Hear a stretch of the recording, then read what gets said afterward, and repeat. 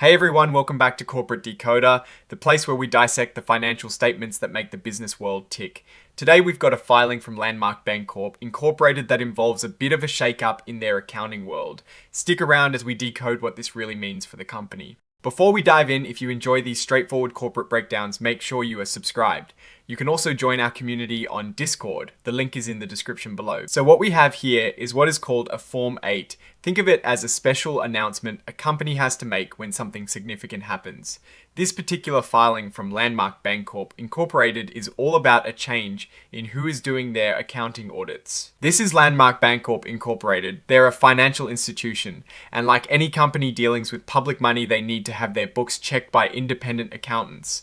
It's like having a referee for their financial game. Their stock is traded on an exchange called the Nasdaq Global Market under the ticker symbol LARK.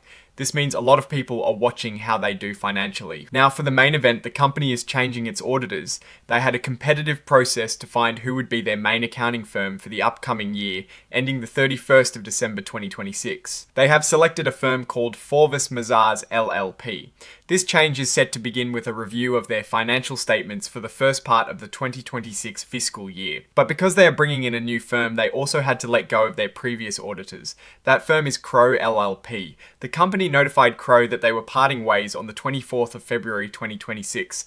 This change is effective once Crowe finishes the audits for 2025. The company states that the decision to make this change was approved by their audit committee. Now this part is important. When a company changes auditors, it can sometimes signal issues with the previous auditor's reports. However, in this case, the filing explicitly states that Crowe's reports on Landmark Bancorp financial statements for the last 2 years were good.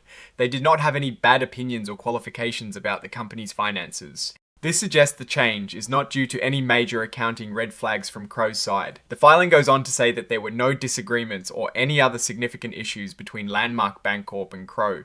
This really reinforces the idea that this is a routine change rather than a forced one due to troubles. It's like when you switch to a new doctor not because your old one was bad, but because you want to try someone new or perhaps a specialist. As a standard procedure, Landmark Bancorp sent this filing information to Crowe and asked them to confirm if they agree with what Landmark Bancorp is saying. This is to ensure transparency and that no one is misrepresenting the facts. The filing mentions that a letter from Crowe dated the 27th of February 2026 is included as an exhibit. This letter would be Crowe essentially saying, yes, we agree with how Landmark Bancorp is describing our departure. This last piece of information regarding Forvis Mazars is also quite telling. It specifically states that before they were officially hired, Landmark Bancorp did not consult with Forvis Mazars on any specific accounting question or potential issues.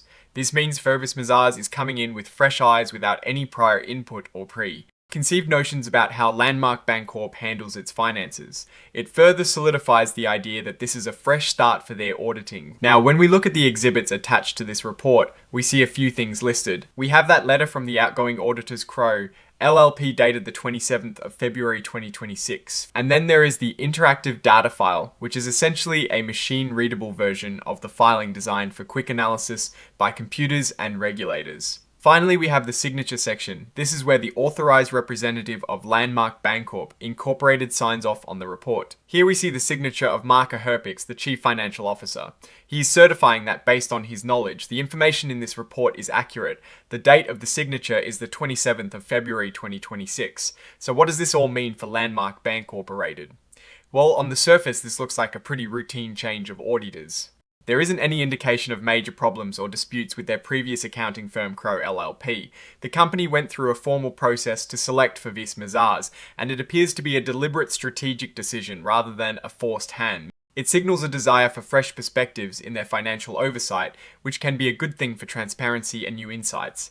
However, any change in a key partner, like an auditor, does warrant a watch. We will be keeping an eye on how Forvis Mazars works with Landmark Bancorp in the coming fiscal year and what their future audits reveal. Alright, that's our deep dive into this particular Landmark Bancorp filing. What are your thoughts on this auditor change? Do you think it signals anything more, or is it just a normal business process? Let me know in the comments below. If you found this breakdown useful, please give it a thumbs up, it really helps us out, and of course subscribe for more corporate decoding.